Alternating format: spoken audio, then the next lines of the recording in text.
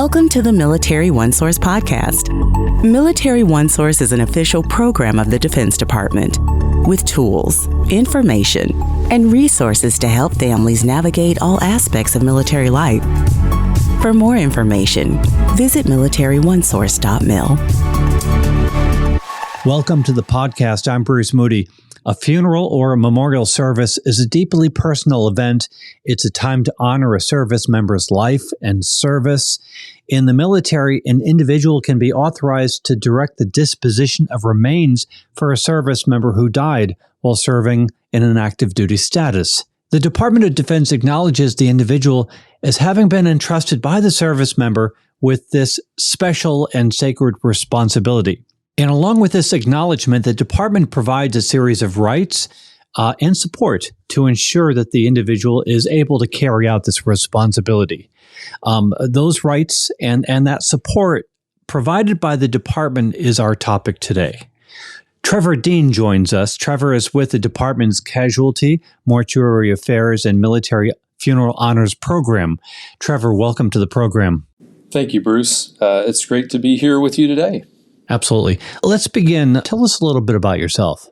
Sure. So I am a program analyst for the Department of Defense's Casualty, Mortuary Affairs, Military Funeral Honors Office. I am also a licensed mortician out of the state of California, and I've been licensed for 30 years now. And for 24 of those, I worked for the Air Force as a mortuary officer. You know, we were talking a little bit about before this program. You and really the entire team that works in this program, they are committed. They're passionate about what they do. Can you tell us a little bit about your motivation behind the work that you do? Absolutely, Bruce. So for me personally, where I grew up in California, we had quite a bit of military around us. My father worked for the Navy, and I joined the Army at a young age. And when I came back home, I went to school to the San Francisco College of Mortuary Science, worked for a funeral home, but I also wanted to give back. I wanted to do that service that I had experienced with the Army, and found out, it just so happened that down the road we had a port mortuary out at Travis Air Force Base.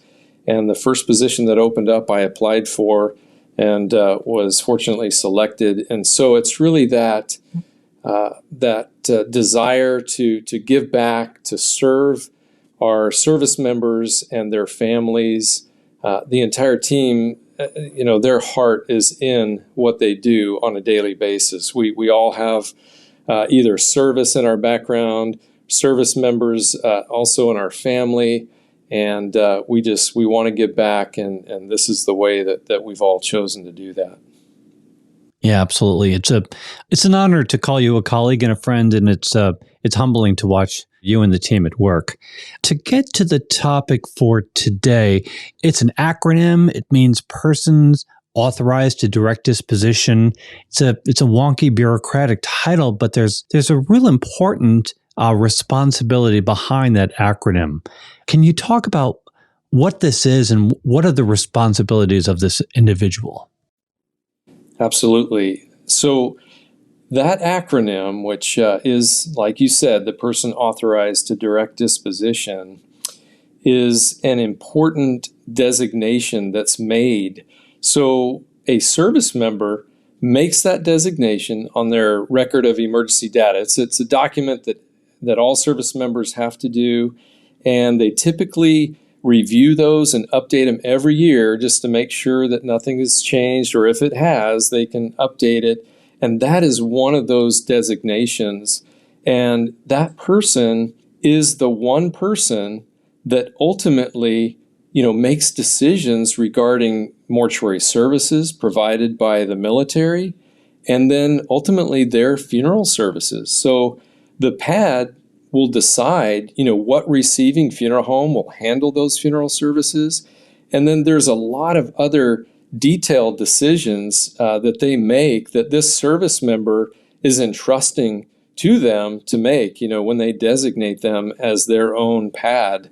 And we can talk about those specifics later as we kind of go through our conversation. Yeah, I really want to get into the specifics of those decisions that have to be made. There's a lot of them. They're really important.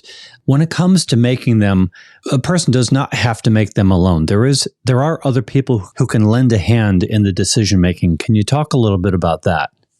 Yeah, absolutely. So each of the services will have their own names for these helping individuals. There are casualty assistants, there are mortuary officers. These people that are called in when a death occurs are there to help the PADD understand, quite a few things that are going to be going on, like the timelines, the services and support that are provided by the government, and then the entitlements that they will receive that will be like a reimbursement to their funeral home, for example, to help defray those expenses. And all of those discussions that are had with the family, with the PADD specifically, will help them make informed decisions about the return of their loved one and then the way in which their memory will be honored. So I'd like to add something else here. The PADD might seek help from their family. They may go to their religious leaders or maybe other trusted friends. And, that's a great way to seek that outside support and guidance. The PADD, however, is really that one person that will convey those decisions. They'll sign documents that will direct the service department's actions to prepare their service member, and then those follow-on arrangements for transportation home and those funeral services that are very, very personal once their service member gets home. So they'll be kind of surrounded by those that come from the service department and then potentially, their own trusted advisors from family or church or what have you. I understand. So in the area of legal advice, what sort of support is available? Yeah, so the PADD might have questions that would have legal implications. They can get support from the installation's staff judge advocate's office. So there may be some questions that they have in the state where the burial or the interment services will take place, and they can certainly work through their casualty assistance officer or mortuary officer to be able to link up with the staff judge advocate that can help advise them. Okay, so let's get into the PADD's rights, what's available, and I really appreciate you going through it. Absolutely. So one of the things that I want to start with, it might sound odd to start this way, but the first thing that a PADD has the right to do is they have the option of relinquishing this designation, right? So even though they've been named, the service member has identified them to be their PADD, maybe at the time of the death, they don't feel up to making those decisions, and that's okay. They can relinquish their right, but this will then pass to the next person according to law within the hierarchy of those the living family members, and so it will go according to that list. So it's in law and policy, but that's rare. It's just there to make sure they understand if they don't feel they can make those decisions, they have the right to do that. But for the PADD that's been designated and they take on this responsibility, they have the right to be notified in a timely manner of their service member's death and then receive the necessary updates in a timely fashion. So they're provided with updates, especially if any recovery efforts are necessary. So if the death, for instance, was caused by an incident where search and recovery efforts are initiated, then those updates are going to go to the PADD.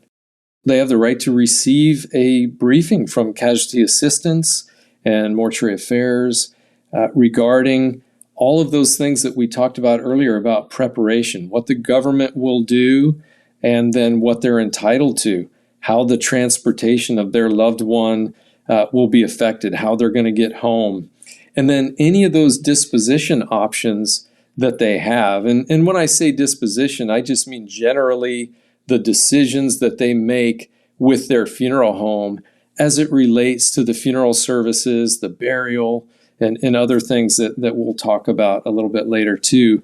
And then, of course, they have the right to request military funeral honors for their loved one. They'll receive chaplain support if they request it. They will select the funeral home of their choice. So it is their choosing. They identify the funeral home. They let their casualty assistants and mortuary officer know that they've selected a funeral home, and that's who they will end up working with on the receiving end. And then they direct the government how they will prepare their loved one. Whether their loved one ultimately will be, casketed, the type of clothing, whether it's a military uniform, civilian clothing, things like that. And then, if cremation is their decision at their receiving funeral home. So they will go through all of those types of decision-making points with those helping individuals, that are working with them. So they'll do things like make a selection of a casket or an urn if a cremation is desired, and then they make the decision about viewing their loved one. And we can go through some of those scenarios too. Unless there's a law that prohibits it, like in the case of a contagious disease or a death that happens because of an instance like that. So they will direct final disposition. That could include that in-ground burial, placement in a mausoleum, cremation, and then placement in a niche or even scattering at sea, for instance, or if it's legal in their state, scattering at a location that their loved one would have wanted. They also can request a second autopsy if that's something that they think needs to be done. But I do want to say with that one, along with that, there may be some expenses, because then it becomes an issue of, who will be conducting the second autopsy, where will that take place? Those transportation expenses are borne really by the PADD, and then the autopsy expenses for a private autopsy would be borne by them as well. So, but they certainly have that right to make those decisions. So there's a lot of things that are packed into this. And like you asked me earlier about those helping people, they're with them every step of the way, walking them through each of these decision points and giving them information so that they can make those informed decisions. There is a lot of information that you're going through, and we really appreciate it. And we'll make sure we've got links in the program notes of this episode.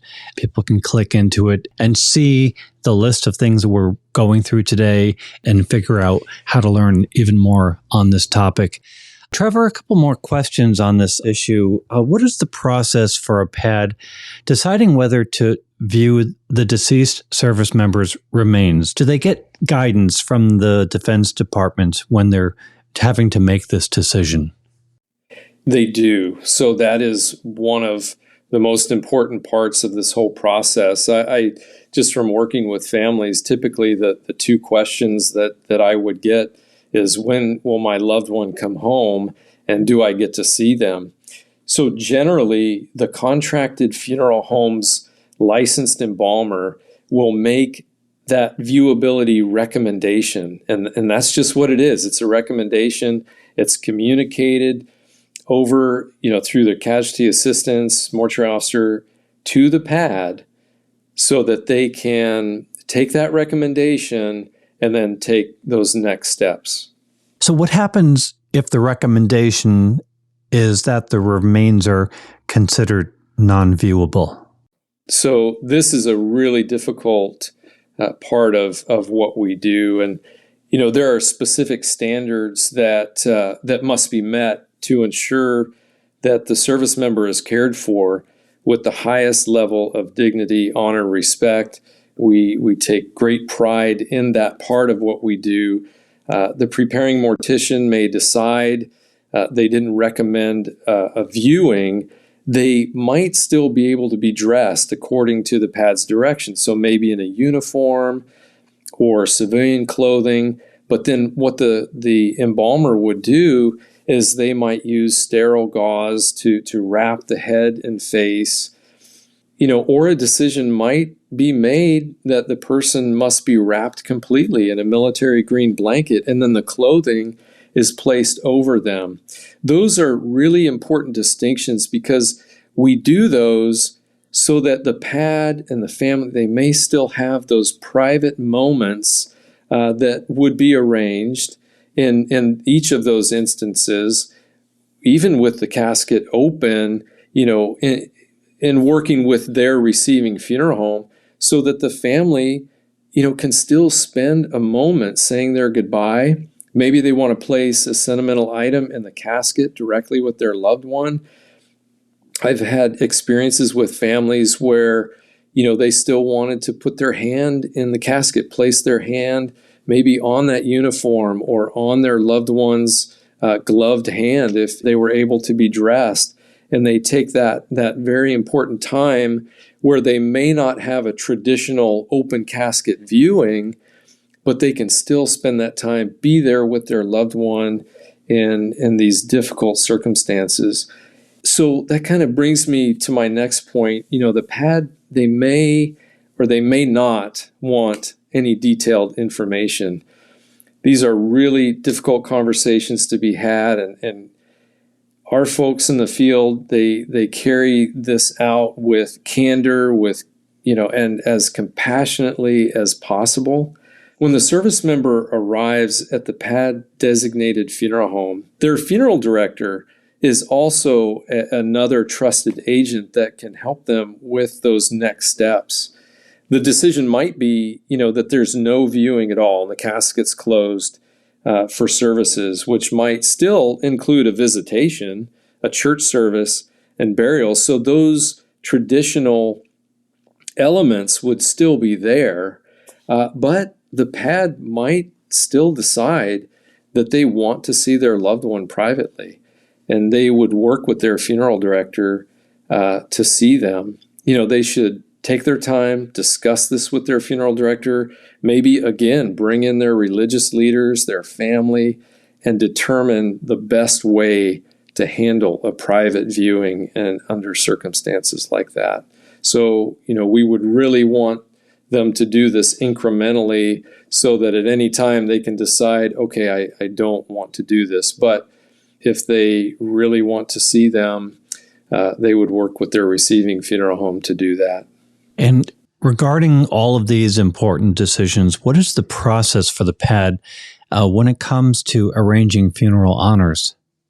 Right. So the PADD will request the funeral honors through, those helping individuals, like we've talked before, the casualty assistants, mortuary affairs folks.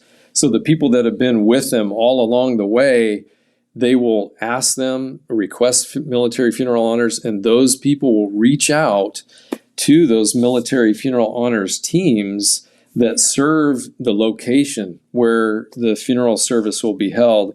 And I can tell you, it's our commitment fully to serve families, honor their loved ones, and those military funeral honors teams are grateful to really show the nation's appreciation for their sacrifices, and they do a fantastic job doing it. It's such a moving experience to have an honor guard there at the service presenting a flag as a memorial to those loved ones.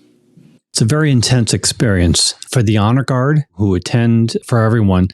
And, Trevor, as you were talking through all of this, I think of this is military funeral honors, but it is also really a reflection of the service member, the family, their wishes, their culture, their preferences. It does seem like part of the concept of military funeral honors is in also reflecting the individual and the family. Can you talk about that a bit?